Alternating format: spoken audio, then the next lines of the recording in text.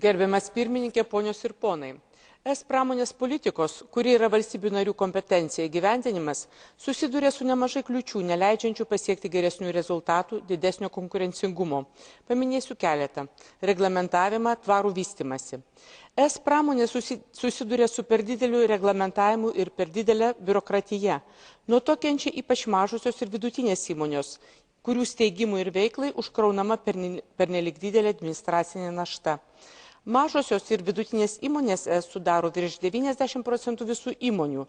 Joms būdingas novatoriškumas, dinamika bei lankstumas ir jos vaidina svarbu vaidmenį atlaikant išorinį konkurencinį spaudimą, kuriant naujas darbo vietas.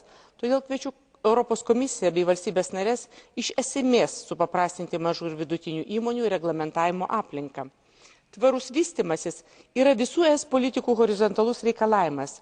Mes privalome siekti, jog ES kuo greičiau pereitų prie mažai anglies dvideginio naudojančios ir efektyvių išteklių vartojimų paremtos pramonės ir tuo mažintų aplinkos taršą, taršalų eksportavimą į trečiąsias šalis ir įtaką klimato kaitai.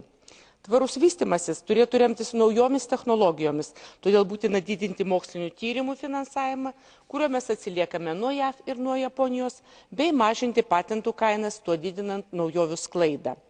Nors pramonės politika yra nacionalinė kompetencija, aš jau ankstesniuose pasisakymuose skatinau komisiją imtis didesnio vaidmens, ypač atliekant studijas ir prognozes, rengiant rekomendacijas valstybėms, kokios sritys ir šakos bus konkurencingos, ypač turint omenyje gamybos iškėlimą į trečiąsias šalis. Todėl sveikinu komisijos naujas sektorinės iniciatyvas elektros inžinerijos ir maisto sektoriuje, kurio problemos yra didžiausia šiandienos aktualija. Ačiū.